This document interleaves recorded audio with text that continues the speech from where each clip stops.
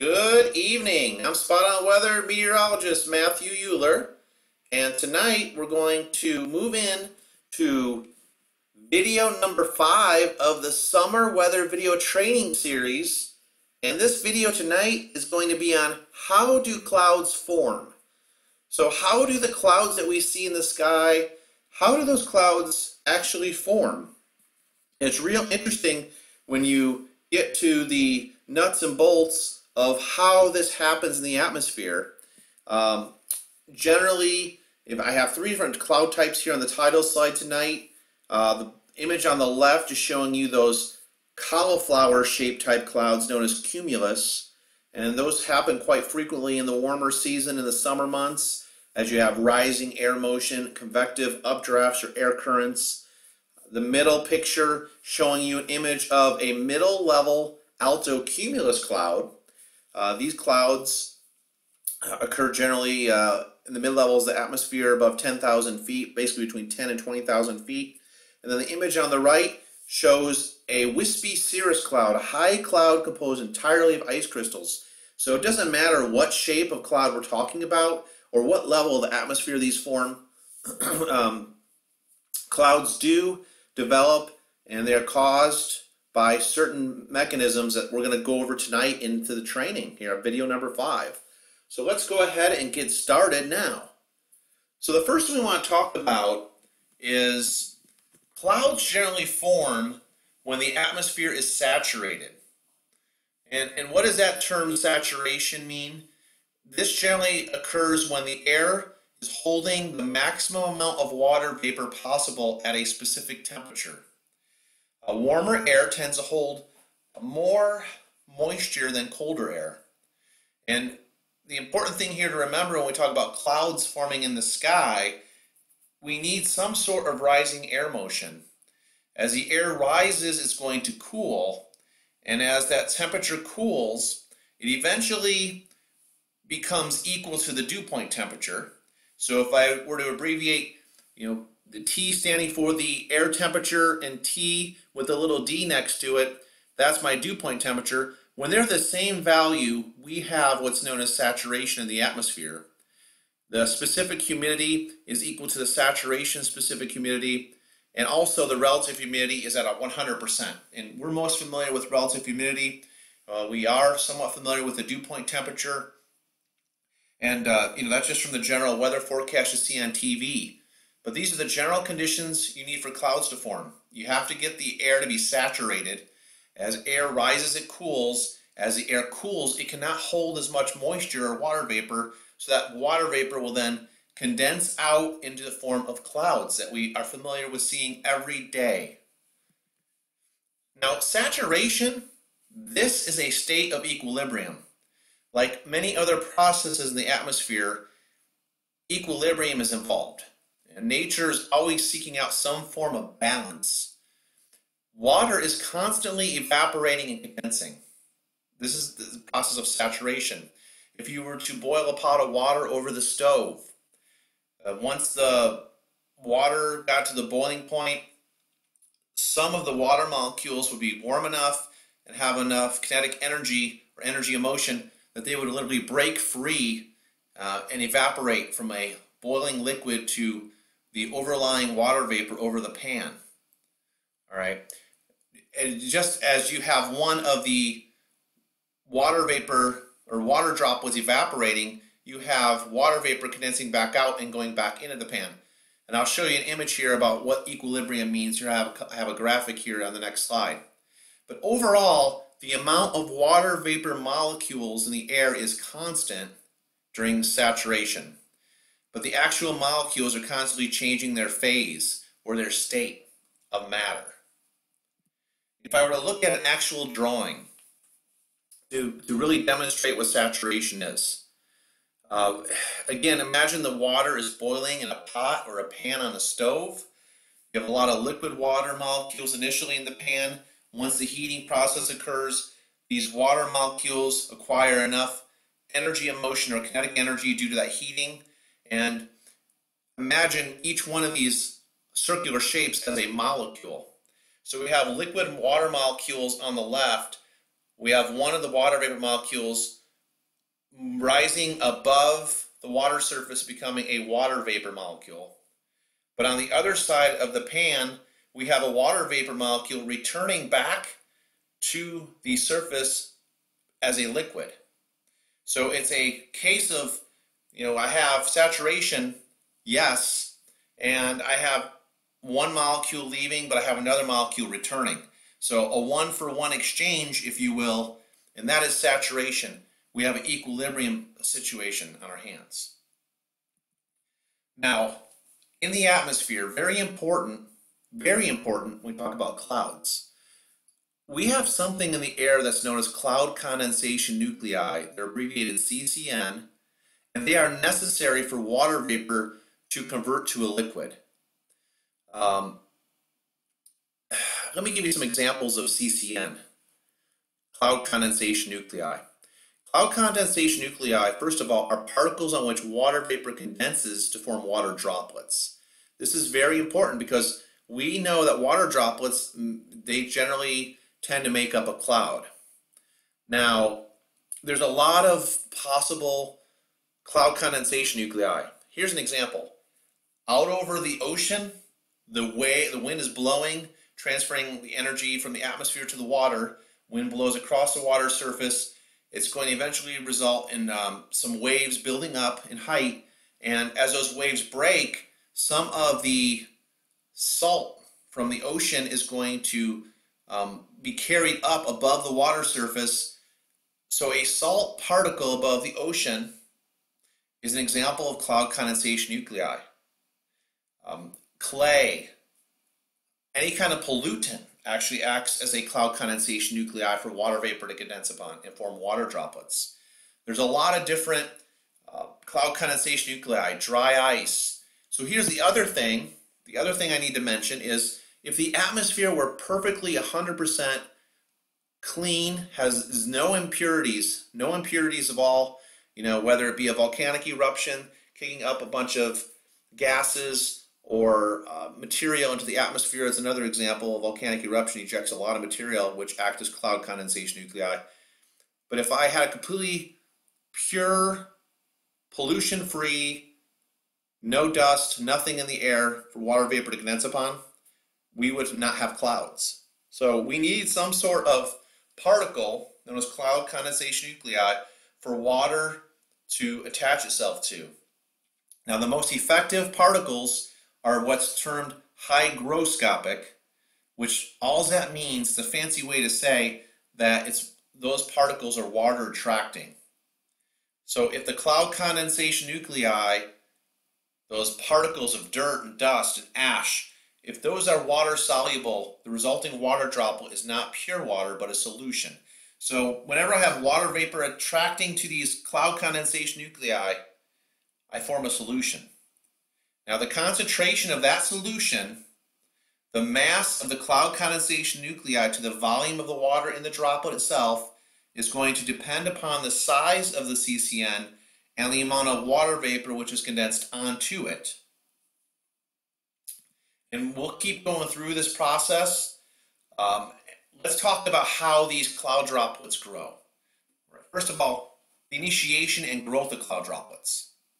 Now, the cloud droplets exist because you have condensation of that water vapor onto these cloud condensation nuclei, the CCN.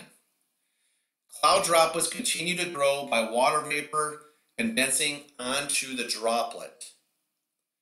The amount of growth by condensation.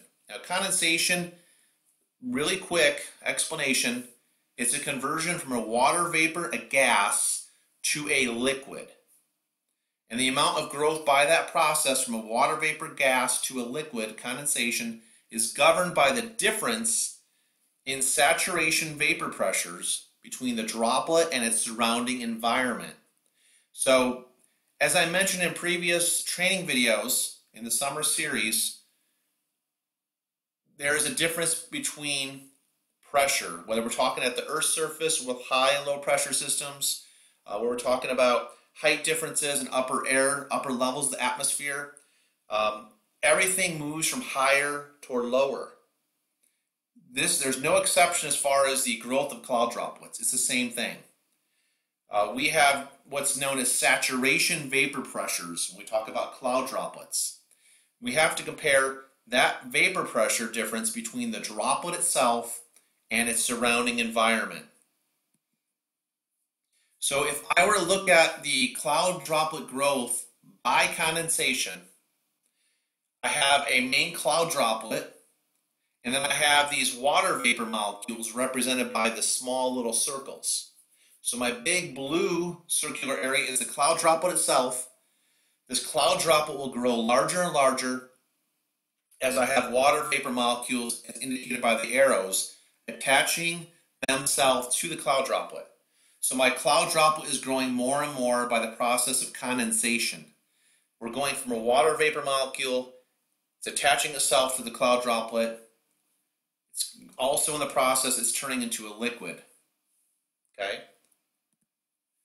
Let's compare now, when I have that E, a little ES, comparisons between ES, that's a saturation vapor pressure. That's all that is. I'm just abbreviating it. The comparisons between the saturation vapor pressure of a droplet and its environment. The environment and the air surrounding that water droplet are assumed to be saturated. So we're talking about a saturated environment where the temperature is equal to the dew point, where you have 100% relative humidity. And that's why I started off with an explanation on what saturation means, and then just kind of showed you it's almost like a one-for-one exchange. It's an equilibrium state. So the image on the left, the droplet on the left, okay, we're going to compare the saturation vapor pressure of the environment surrounding the droplet, and we're also going to compare the saturation vapor pressure of the droplet itself.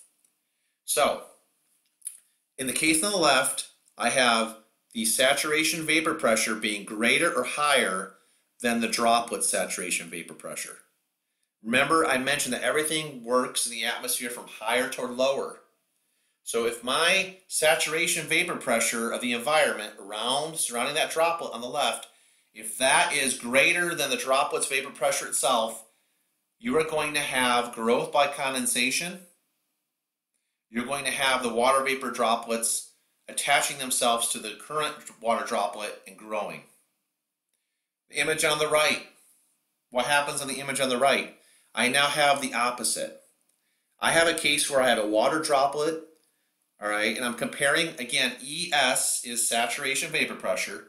So my saturation vapor pressure of the environment is lower or less than the saturation vapor pressure over the droplet. Now in this case, the droplet is going to shrink by the process of evaporation because everything flows from higher to lower. So imagine there's higher pressure over the droplet itself on the image on the right.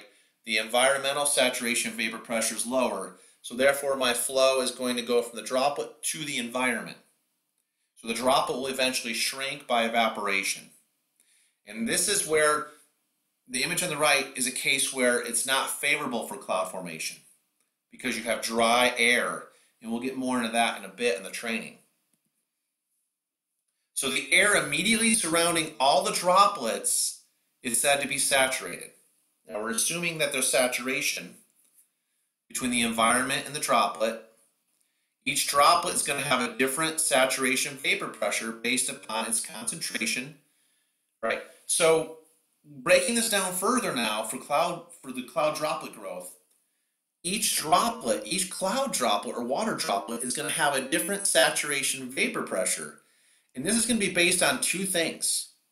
First, how much of that dirty, whether it be ash or dust or the sea salt, how much cloud condensation nuclei do you have in one droplet compared to another? And that's the concentration aspect, the solute effect. And then also it's going to be dependent upon its size. How large, what's the curvature like of each water droplet? No two water droplets are going to look identical. So we talk about the solute and the curvature effects for cloud droplet or water droplet growth in clouds. The solute effect, here we go. Droplets consisting of higher concentrations of solution. Or think about this. droplets consisting of the higher concentrations of cloud condensation nuclei. So I have a dirtier droplet will have a lower saturation vapor pressure than more pure droplets. So I have lower pressure over the droplet when I have more concentration of solution or higher concentrations of cloud condensation nuclei. The ash, the dust, the sea salt, the pollutants, they act to attract water vapor, right? Compared to pure droplets. The curvature effect, small droplets which have a much tightly curved shape will have a larger saturation vapor pressure than bigger droplets, flatter surface. So let's talk a little bit more about this now. So droplets with a lower saturation vapor pressure are going to grow at the expense of those with higher saturation vapor pressure. So remember again, everything flows from higher toward lower pressure in the atmosphere. So in the atmosphere, the solute effect and the curvature effect tend to counteract each other. They kind of it's kind of like they don't work together, is what this is saying. So hopefully you understand the concept here about how these cloud water droplets grow. Okay.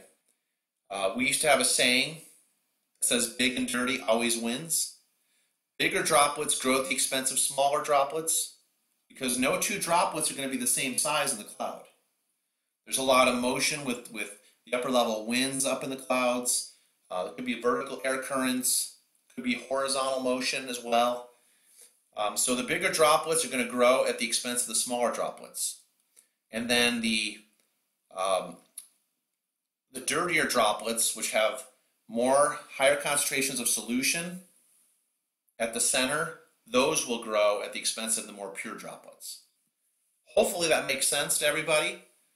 Now I'm going to get into the actual processes that causes these droplets to grow. The first one is a collision coalescence process. This one usually takes place in the warmer areas where you have once droplets grow large enough to fall. Right? So gravity is working in the favor of the droplet. The water droplets want to fall out of the cloud. Once they get big enough, they're going to get enough mass to want to come down from the cloud, work their way towards the Earth's surface. They can collide with each other once they're large enough on their way down and merge to form even larger droplets. Coalescence means the droplets which collide with each other, they stick together. So collision is bigger droplets falling, merging with, or smaller droplets merging with larger droplets. Okay? Coalescence is the sticking part. As these droplets collide, they tend to stick to each other, forming a bigger droplet. This is a method of droplet growth, and it's much more efficient than condensation alone. And while this process is occurring, the droplets still grow by condensation. So collision coalescence, droplets collide with each other, they stick together, they get heavy enough, they start falling from the base of the cloud towards the Earth's surface, and then at the same time, there's still growth by water vapor molecules attaching themselves to the droplets, growth by condensation. Here's an example of collision coalescence. We're using a cumuliform cotton ball, cauliflower type cloud. Each one of these little white circular areas in the cloud represent one of the water droplets. So you see the motion within this cloud as denoted by those black arrows. So you notice how you start off with just one little water droplet there, the lower left part of the diagram. And as that black arrow, the updraft or rising vertical air motion collides with other water droplets, they tend to collide and then they coalesce or stick together.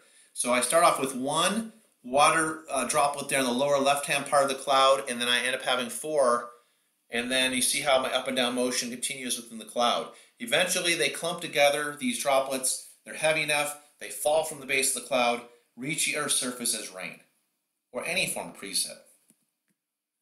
Now there are four different conditions which affect the efficiency of the collision coalescence process that we need to talk about. Okay. The residence time in the cloud simply refers to how long the droplet remains in the cloud. And the longer the droplet remains in the cloud, the greater chance it has to interact with other droplets. That makes a lot of sense. The longer it's up in the cloud, the more time it has to possibly collide or coalesce, stick to other droplets. Okay. The amount of liquid water in the cloud is another factor we need to talk about. The larger amount of liquid water, the better. So if you have a lot of water in a cloud, you typically get this with the cumulus clouds in the summertime as they're forming, as they're getting taller. You got a lot of liquid water built up in those particular clouds. And then thick clouds provide a greater distance for the droplet to fall and hit other droplets. So if you have a really thick or tall cloud, that's even better as far as collision coalescence. That gives those droplets more time, greater distance for these droplets to fall and hit each other and grow larger. An example of this would be a cumulus cloud, once again, with a thicker cloud where you have updrafts or rising air motion within the cloud can actually bring droplets to upper portions of the cloud. So here's a couple examples of the factors that will enhance the collision coalescence process. The image diagram there on the left with that little cloud that indicates the residence time in the cloud. Remember, the longer the droplet remains in the cloud, this increases the likelihood or probability that that droplet will continue to grow via collision coalescence. The other one on the right shows, this image here shows you variable fall velocities. Notice the shape of the raindrop. It's not a tear-shaped like you would see in the cartoons. It's actually more like a hamburger bun shape. But you notice each one of these blue circles on the right part of the diagram, that indicates various sized and shaped water droplets that are falling. They're heavy enough, they start falling downward and under the force of gravity as well. And each one of these is going to have a different fall velocity or speed as it comes down out of the cloud, dependent on its shape and its size. So that is our fourth efficiency process when it comes to collision coalescence. It is the variable fall velocities or speeds as these droplets come out of the cloud. If droplets are falling at different rates, the faster ones will catch up and collide with the slower ones. So in this case, you notice how I have bigger droplets. Those are going to fall faster. And they're going to catch up and overtake the slower falling droplets. The larger droplets then fall at a faster rate than the smaller ones, and you get a wide spectrum of sizes. You get a wide spectrum of sizes that indicates a lot of varying droplet velocities or speeds. Now the droplet's electric charge in the cloud's electric field, that's very important, especially when we talk about the formation of lightning in a cloud. We won't get too in-depth on that right now. All right, so now I'm going to go into the differences between the relative sizes of cloud droplets, raindrops, and cloud condensation nuclei, just for you to get a feel for what they look like. Now, obviously, this is not drawn to scale, but this is the best we could do to kind of show you the different sizes. So we start off on the upper left-hand portion of the diagram when you see CCN. Look how small cloud condensation nuclei are. They're really tiny, but yet they play such a critical role in the formation of clouds and water droplets that make up the clouds. The typical cloud droplet is then below the CCN, a little bit bigger. A larger cloud droplet, you see that shape and that size. And then a cloud droplet raindrop would be the bottom left. Look how much bigger that is compared to the CCN. And then the image on the right shows what a typical raindrop looks like. Now, again, it's not a tear shape, it's actually a hamburger bun shape. Okay, so now what happens if we have higher level clouds? High level cirrus clouds or cirrus stratus. Those are forming above 20,000 feet, 20,000 feet above the Earth's surface. And so we need to also talk about the initiation and growth of ice crystals, because we talk about high clouds, we're talking about ice crystals. It's so cold in the upper levels of the atmosphere that you just don't have the water. So IN If you see the initials IN, that stands for ice nuclei. These are similar to the cloud condensation nuclei, the CCN, and they're necessary for liquid or vapor to form ice crystals. So just like we have to have CCN for water, liquid water droplets to really form, we also need ice nuclei for the colder clouds that are made of ice crystals. If you don't have any, if there's no ice nuclei present in the air, water will instantaneously freeze or form ice when the temperatures reach -40°C, which, by the way, that's also -40°F or colder. Another name for this process is spontaneous nucleation. I'm going to keep this fairly simple. I'm not going to go really in depth on spontaneous nucleation, so we'll keep moving. Now, water droplets at temperatures below 0°C are called supercooled. Believe it or not, water in clouds can exist at temperatures below freezing point, below 0°C. These are called supercooled water droplets, and they remain in the liquid state. Even though the temperature is below freezing, there are some water droplets of clouds that still remain a liquid.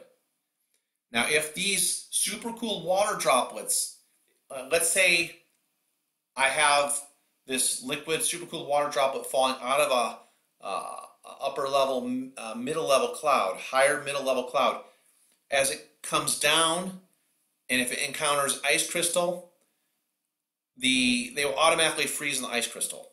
So if a supercooled water droplet is going to freeze upon a current ice crystal, that's going to result in the ice crystal growing larger. Now look at this interesting fact at the bottom. Supercooled water droplets are very common at temperatures above -10°C. So if I go from 0 to -10°C, I could have supercooled water droplets. If I have a cloud with both liquid, supercooled water, and ice crystals, a mix of ice and water, the ice is going to grow bigger at the expense of that supercooled water. Here are some examples of some typical natural ice nuclei. An example would be clay particles. The U.S. government used to do a project known as Project Storm Fury. This was seeding tropical systems back in the 1950s and 1960s. The government actually funded a project called Project Storm Fury, and basically airplanes would drop silver iodide or dry ice into these hurricane clouds in the hopes of causing the hurricane to dissipate, to cause all that excessive water to want to attach itself to these ice nuclei, and it would rain itself out, and that tropical system will get weaker as it approached the U.S. coastline. Unfortunately, it wasn't always a success story, so the U.S. government quit funding such operations, quit having airplanes fly over hurricanes and drop that ice nuclei or silver iodide in the cloud. Now, once a crystal is formed, once an ice crystal is formed, it grows by the process known as deposition. And deposition is simply conversion of a water vapor over to an ice. And again, we have to compare the saturation vapor pressure differences between ice and water.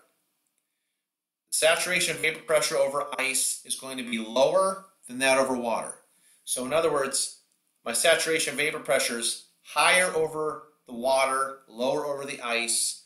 The flow is going to work its way from that water towards the ice, from higher toward lower pressure, and those ice crystals will grow at the expense of those water droplets. It's a comparison of the pressure, that saturation vapor pressure between ice and the liquid water in this case.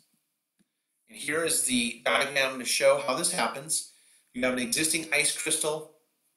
You have these little smaller, tiny water vapor molecules, and the saturation vapor pressure over the ice is going to be lower. So imagine there's a lower pressure over the ice crystal.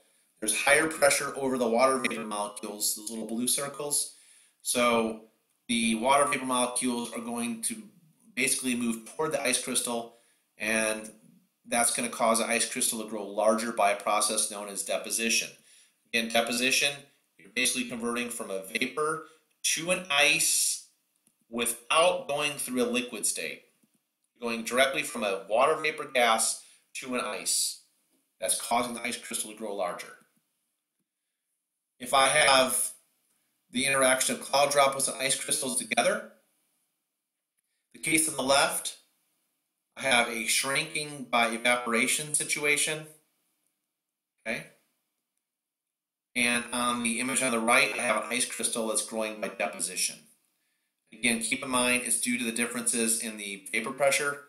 The ESW stands for saturation vapor pressure over water is going to be larger or higher than that over ESI, which is the evaporation vapor pressure for ice. So ice crystals grow at the expense of the water droplets.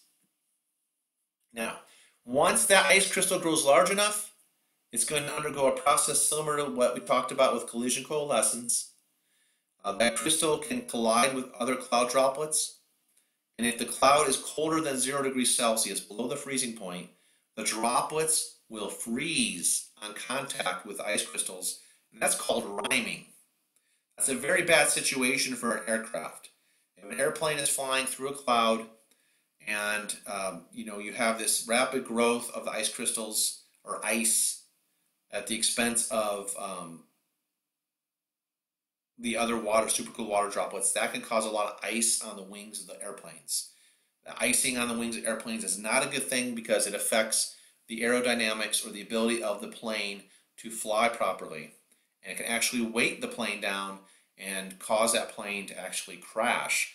So pilots are usually trying to avoid situations flying through clouds when you have below freezing temperatures and you have a lot of moisture. They're trying to avoid that, to avoid the prospects of icing. The crystal can also collide with other ice crystals. This process is responsible for the formation of large snowflakes called aggregation. So if you've ever been anywhere and you notice these huge silver dollar, huge snowflakes at the ground, those crystals most likely, as they were falling from the cloud, as they're falling through the cloud, they most likely collided with other ice crystals and got larger. And that process, again, is known as aggregation. Those are those really huge snowflakes you see. Here's the growth by collision with cloud droplets and other ice crystals. Again, as the ice crystal, it looks like the snowflake here, as it descends and comes down out of the cloud, it can hit these other supercooled water or cloud droplets, and the cloud droplets are going to be attracted toward the ice crystal. Ice crystal will grow larger. Or the ice crystal, as it falls down, runs into other ice crystals and it gets larger by the process of aggregation. All right, so now that we really talked about how clouds form, we need to talk now about the types of clouds, the different shapes, and what processes are going on in these type of clouds. So the first type of cloud we'll talk about are stratiform clouds. And stratiform is more of a layer-like cloud, and it can consist of both water droplets and or ice crystals. And they tend to persist for great periods of time. The droplets within a stratiform cloud are nearly the same size. And for colder stratus clouds, if you have ice crystals in the upper portions of those clouds, it's also true, same size of ice crystals. There's very small vertical velocities within a stratiform cloud, because they usually form in more stable conditions where you have a warmer upper atmosphere over a colder surface. It's generally a layered featureless appearance type of cloud. This is an example of a stratus cloud. And you notice this is taken from a higher elevation. It almost looks like a sheet. It's very flat. And this happens to be occurring in a valley between these higher elevation peaks. Another example of a stratus cloud, another big thing, notice how dull gray these clouds are. Okay. These are the type of clouds you get, especially in wintertime with mid-latitude cyclones where it's really gloomy outside. It doesn't get very bright. Then, on the other hand, you have what's known as cumuliform clouds. This is a completely different type of situation. Now, just like stratiform, the cumulus clouds may consist of both water and or ice. Now, cumuliform, big difference is they're short-lived. They don't hang around very long. They consist of droplets of varying sizes as well. Whether we're talking ice crystals or the actual liquid droplets, there's a lot of vertical motion, up and down drafts, typically within the cumuliform cloud. And because of the different sizes, you get different fall velocities. They contain more liquid water than stratiform clouds. It's also a thicker cloud than a stratiform cloud. So what that means, if you recall, for water droplet growth in clouds, the residence time for the collision coalescence process, that residence time in the cloud of a water droplet really matters. Larger vertical velocities increase the residence time of the droplets or ice crystals in the cloud, and this allows water droplets to grow to larger sizes, which contain larger volumes of water. So in a cumuliform cloud, we have more water, we have greater vertical motions, faster moving droplets on updrafts and downdrafts.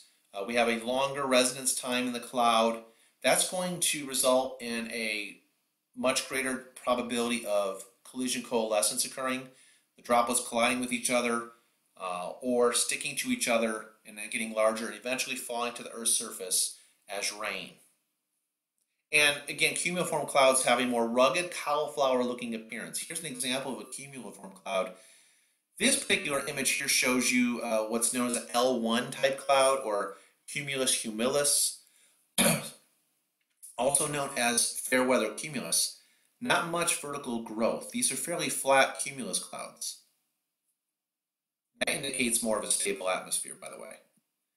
This, on the other hand, is a cumulus congestus. This is a towering cumulus cloud. Okay?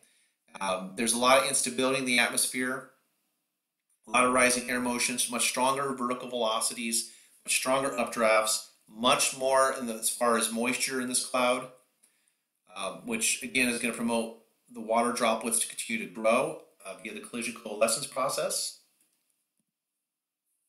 And what about topography in clouds?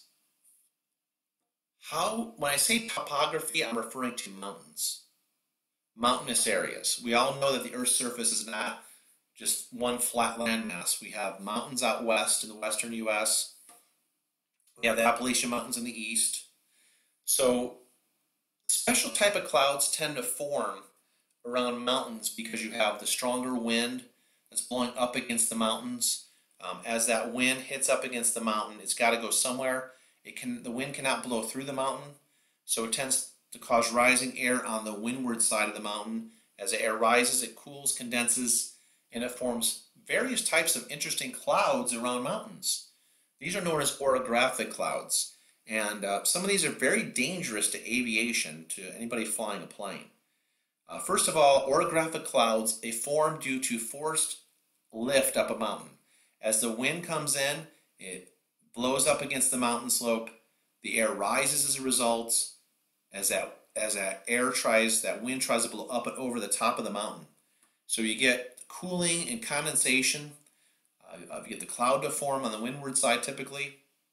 If the atmosphere is stable, normally all vertical motion is induced only by the actual mountain barrier. Right? So, for example, if we have a stable atmosphere, warmer air over colder air, the wind's blowing up against that windward side of the mountain. As the air rises, it's going to want to return back to its original starting point because the atmosphere is stable. You may have some convection or some puffier cumulus clouds as a result. But in general, with a stable environment, we're not really favorable for thunderstorm development on the mountain. Rising air is cooled. It's cooled to its dew point. Remember, as air rises, the temperature eventually is cooled to the dew point. When those two are equal, we got saturation. And the clouds tend to form at a level in the atmosphere known as LCL, or the lifting condensation level. LCL is simply the point at which you see the cloud bases, and it's where you have saturation occurring.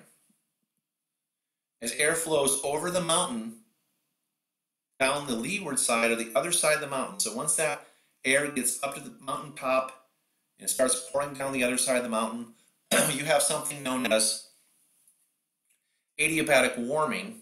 As air sinks, it warms. And then eventually it'll dry out. And so whenever the air sinks and dries out, we're losing moisture and generally the lee side of the mountain barrier has clearer weather, less cloud cover than the windward side. Now, vertical velocities can be as large as several meters per second, depending on the speed and direction of the wind, and how it is orientated in relation to the mountain barrier, as well as the height of the barrier. So, in steady winds, these clouds can persist for long periods of time, up to days. Now, what happens if we have unstable environments? Normally, you have the wind blowing up against a mountain slope again. The air rises, but in an unstable environment where we have colder air aloft over warmer air, that wind blowing up against a mountain is just the beginning. That air is going to continue to accelerate upward in the vertical. We have rising air is cooled to its dew point again. The cloud base is going to form at that lifting condensation level, LCL. Before stable air is basically lifted up higher in the atmosphere, where the partial becomes warmer than the environment. And in this case, when you have an unstable environment and you have a wind blowing up against a mountain, it generally results in larger vertical velocities. The more unstable the atmosphere, the faster the air is going to accelerate up the mountain. In steady winds, these clouds can continue to form in the same location over long periods of time, resulting in extremely heavy precipitation. The clouds form due to mountain-induced lift at altitudes above the mountaintop. Sometimes that lift occurs at altitudes well above the mountaintop. So you have a really unstable atmosphere. That air, once the wind blows against the mountain slope and it starts rising up over the windward side of the mountain, that air, if it's unstable, will continue accelerating in the vertical, and you may have an up and down motion well above the top of the mountain peak. Again, this is very dangerous for aviators, for pilots. We can get something around mountains that's very unique, and it's called a lenticular cloud. Now, these have been mistakenly reported as UFOs, unidentified flying objects, believe it or not, because they actually, the shape, I'll show you here what they look like in a minute, but the shape of these lenticular clouds actually resembles a UFO. It's really crazy. Now, these are stable clouds. Vertical velocities can be as large as several meters per second, depending on how fast the wind's blowing, as well as the direction of that wind component in relation to the mountain barrier. For example, in the U.S., in the western U.S., we have the Rocky Mountains, which are generally orientated from north to south. And then we have the westerly winds blowing in from west to east. So when we have those westerly winds hitting that mountain barrier at a 90-degree angle, that's going to result in very large vertical velocities. And in steady winds, these clouds can persist for long periods of time. These lenticular clouds can be around for days as air flows over the mountains and waves form overhead, over the top of the mountain, and then downstream of it. And I'm going to show you a picture. So air is initially forced up in the vicinity of the mountain peak, but it's only going to rise so high. So what happens is as air rises, eventually it runs into a stable layer of air aloft. The atmosphere is stable. So the vertical motion of this air is limited in how high it gets. And then as air sinks or descends, it does so only to a certain extent, again due to stability. Just keep this in mind that a stable atmosphere will tend to suppress vertical motion, whether it be upward or downward. In this case, air parcels are then bouncing or oscillating downstream. And then you get this lens-shaped cloud, which resembles a UFO. It's really cool. I have seen a couple of these. I lived over in Sicily for a couple of years, and I have one of the most active volcanoes, Mount Etna, over there in Sicily. And I have seen these clouds when you get strong westerly winds blowing up against the Mount Etna, the volcano. You actually form these lenticular clouds. They're really cool looking. These type of clouds can occur over or well downstream from the mountain barrier. They're also known as standing wave clouds. Some people call them standing lenticularis or mountain wave clouds. The common abbreviation would be ACSL. That's just the abbreviation for alto cumulus standing lenticular. They're often middle level clouds, and they can be both upper and even low level clouds. These lenticular clouds indicate turbulence, though. This is something, if you're a pilot flying a plane, you notice these saucer-shaped clouds, they're stationary. That's something you want to avoid. So this is what happens. Of course, in this diagram, I'm showing you a mountain. On the left vertical axis, I show you the altitude in thousands of feet. On the bottom horizontal axis, we have the number of miles downstream of that mountain range. The dark arrows represent the wind flow. So you notice the wind's coming in. It's generally blowing up against the mountain. But guess what? That wind cannot blow through the mountain. It's a physical object. So the arrows then go up and over the top of the mountain. That's your wind going up and over the top of the mountain. And you'll notice this little up and down motion over short distances. On the right portion of the image, those flat looking clouds are the lenticular clouds. You can get some real turbulent motion, rapid changes in the wind direction in the vertical within the surface to 1,000 feet, and those special type of clouds are called rotor clouds. Either case, you've got a lot of vertical air motion over short distances. Either case, if you're a pilot, you want to avoid these type of clouds. So with lenticular clouds, they can form right along the mountain peak and then downstream or downrange. It's really dependent on how fast this wind is blowing up against the mountain, as well as the component of the wind. The more perpendicular the wind component to the mountain, the greater the distance downstream those lenticular clouds are going to be, the more turbulent the motion. If you notice directly beneath the lenticular clouds, those flatter clouds, again, is what's known as a rotor cloud, and these form closer to the Earth's surface. And that's a case where winds may switch directions, producing a rotation, as indicated by the arrow associated with the rotor cloud. This rotation produces a rotor cloud below those altocumulus standing lenticular.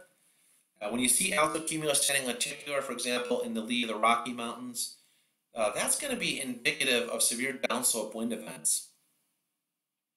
And this is common occurrence at the U.S. Air Force Academy out in Colorado Springs, especially in the wintertime when you get a more active, stronger jet stream.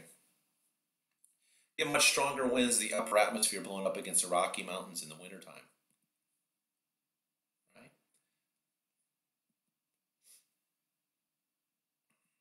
And this is what I want to get to next. I want to show you what these things look like, what the altocumulus lenticular clouds look like. See how it looks like an unidentified flying object, a UFO? Saucer-shaped appearance, appears to remain stationary. Another example of a altocumulus standing lenticular cloud. Look at that. Here is additional examples. You see that saucer-shaped appearance. Look at the bottom portion of this photo. You really see that motion. If you're flying in a plane above these altocumulus standing lenticular, this is what it would look like. And then here's some more trying to form. Looks like we've got a mountain range there on the bottom left of the image. And you kind of see the clouds are trying to form that saucer-shaped appearance in this image. And yet some more. So these are really cool looking clouds. Again, people have mistakenly identified these for UFOs. They've called local authorities and said, hey, I see a strange object in the sky. This is actually just a cloud, believe it or not. There's an airplane flying above the peak of this mountain. It appears the plane is a lot closer to that altocumulus standing lenticular cloud. The altocumulus standing lenticular cloud is that layer-like cloud at the top of the image here, basically right behind that plane. Hopefully this plane didn't get too close to that cloud in this day. But yeah, it's definitely an area you just want to avoid if you're flying. And there's a smaller version of it over a even higher mountain peak. It's higher and it's much colder. You can tell by the fact that this mountain peak is covered by snow. All right, Moving on from the altocumulus standing lenticular clouds, I mentioned this in the last training video, video number 4. We talk about these Kelvin-Helmholtz clouds. They're shear-induced wave clouds. They're also known as billow clouds. They're caused by vertical wind shear rather than by a mountain itself. Vertical wind shear is simply the change in the wind speed with height over short distances in the vertical, change in wind direction, very, very turbulent conditions in between layers when you have vertical wind shear. And generally, the billow clouds are middle and high level clouds. However, they sometimes occur as low clouds, and they generally are oriented perpendicular to the wind shear itself. It's a stable cloud which forms in conjunction with a temperature inversion. So you have a warmer layer over a colder layer. When we talk about temperature inversion, the temperatures are increasing with height. This is an example of a Kelvin-Helmholtz wave cloud, or what's known as a billow cloud. You have what appears to be ocean wave crests in the sky, and it's really cool. As the air tries to rise over the top of this cloud, you have what's known as an inversion, a temperature inversion, where the temperatures are increasing with height. It kind of puts a lid on how far the air can rise and cool. So you'll see an up and down motion.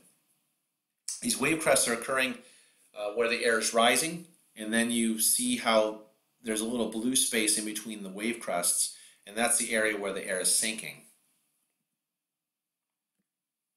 All right, then we're going to move on. As we move on, we're going to talk about layered clouds, and these are due to widespread ascent or rising air motion of stable air.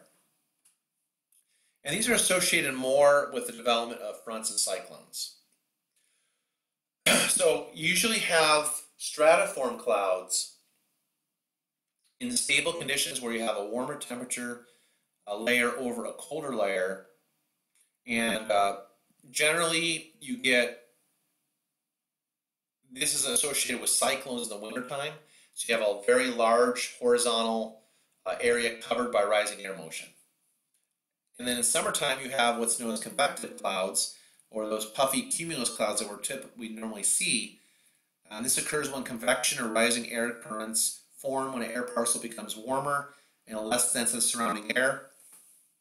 As that unstable rising air becomes saturated, a convective cloud forms, and the cloud will continue to grow taller and taller and taller as long as the air within the cloud remains warmer and more buoyant.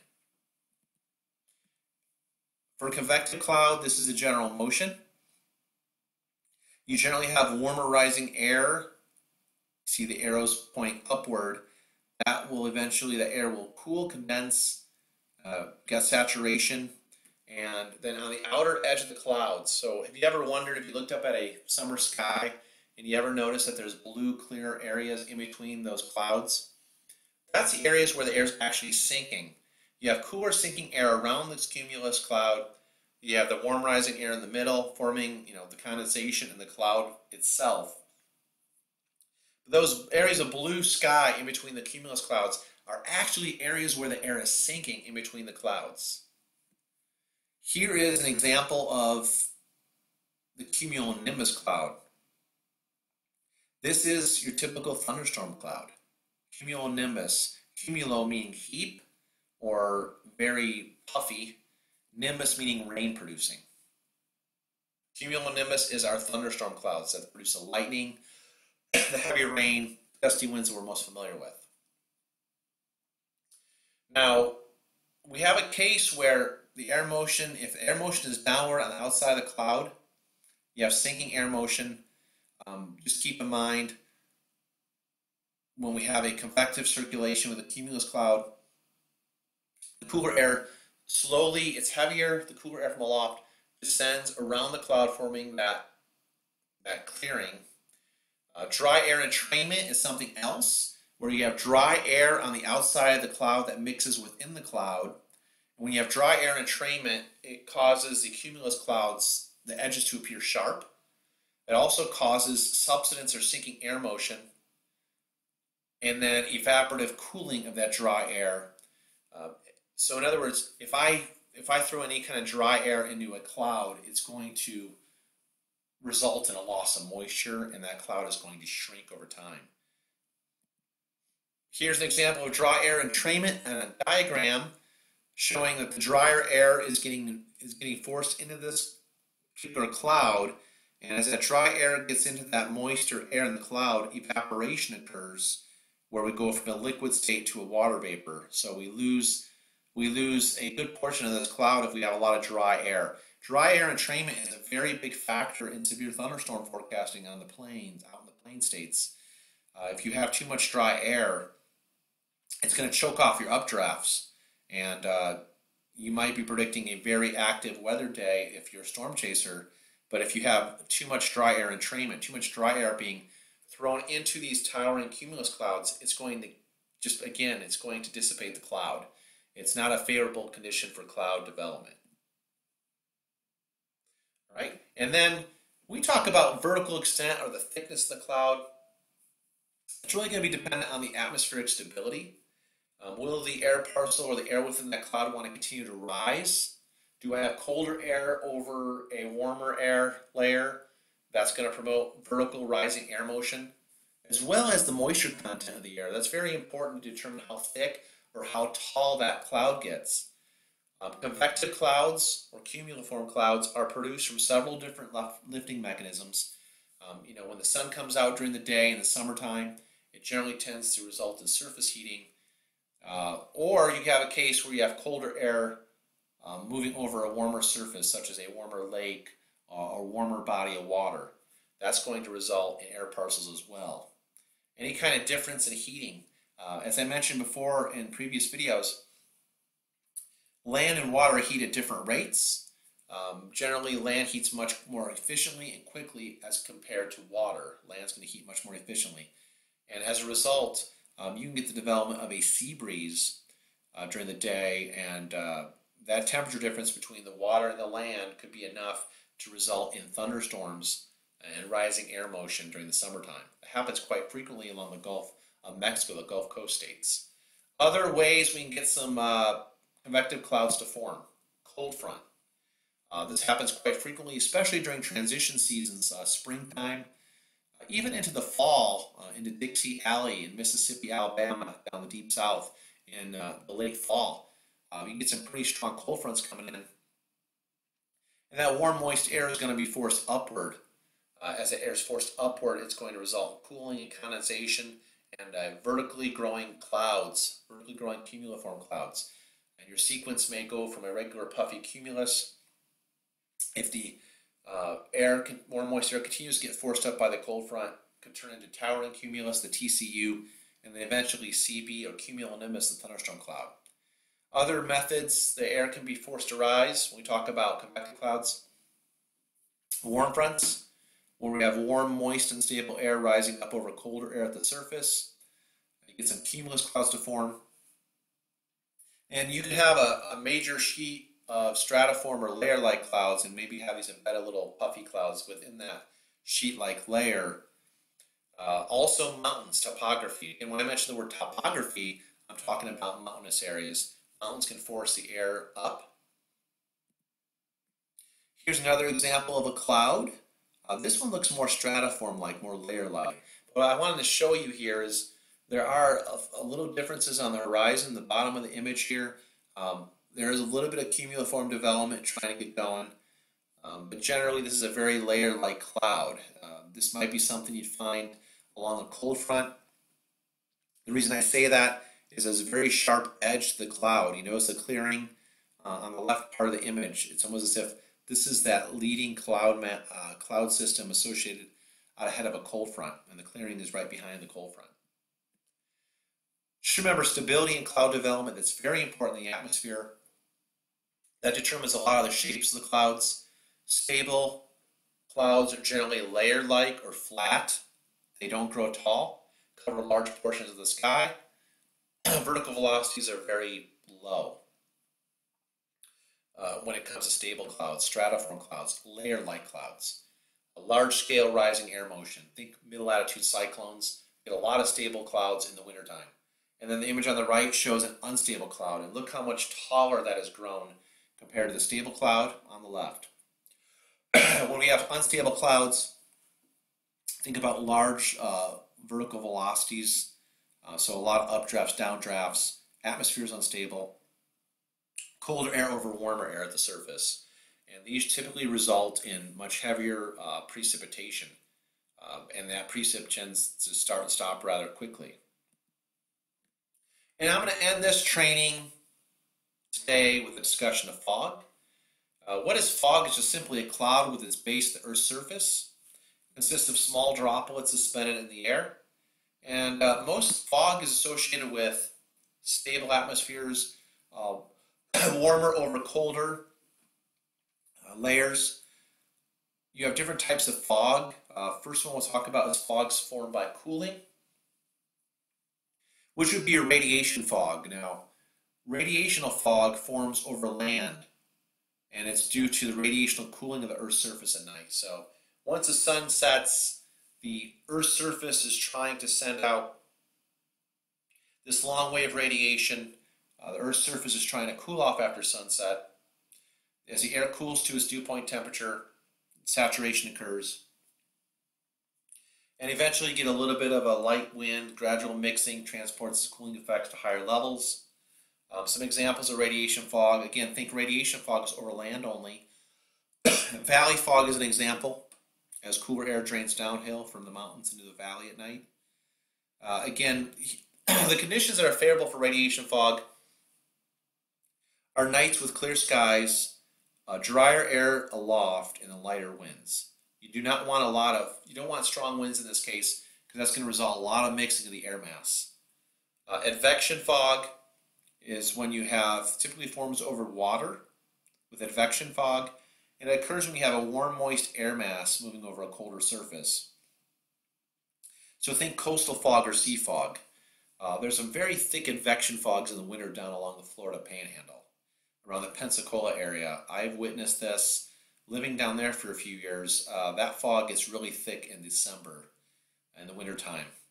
When you have the warm, moist air blowing in off the warmer waters of the Gulf of Mexico, those warm, moist air from the Gulf of Mexico eventually moves over the cooler surface, land surface, and it results in a lot of saturation of the air mass and a very thick advection fog.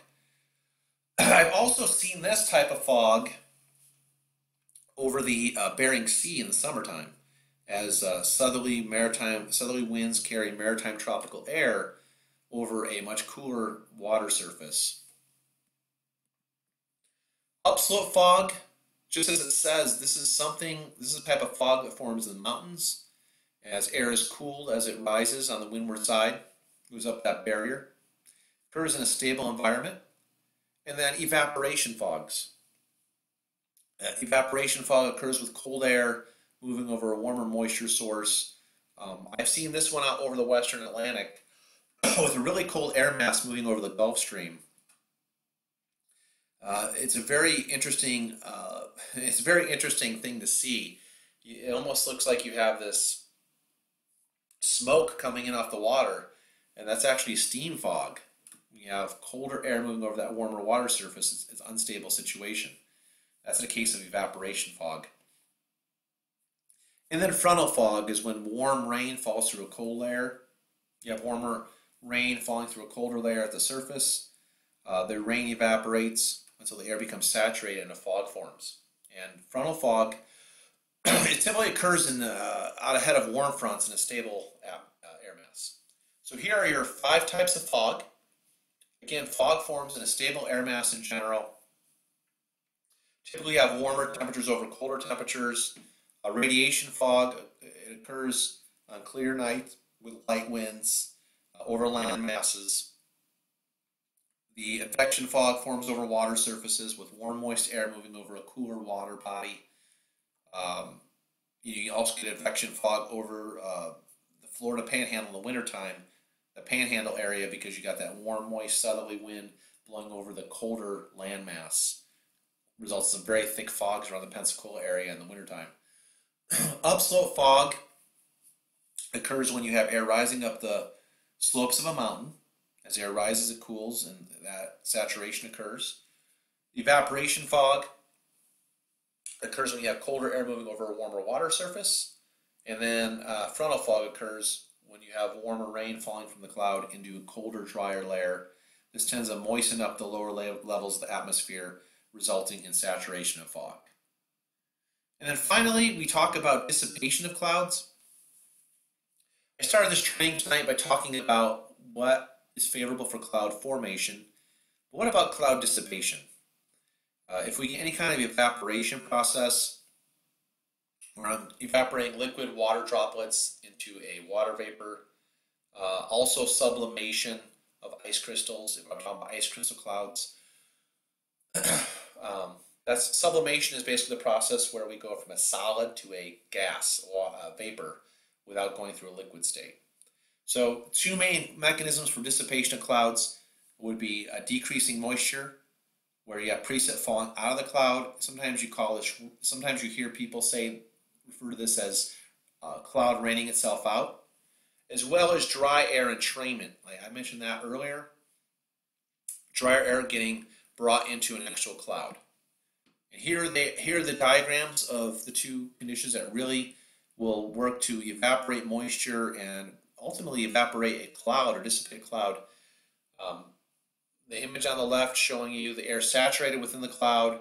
The dry air is getting entrained or brought into that cloud, resulting in evaporation. And then on the right, you have sinking air motion. In the atmosphere, whenever you have sinking air motion, the air is drying out due to the sinking air motion. As the air dries, it tends to evaporate the moisture.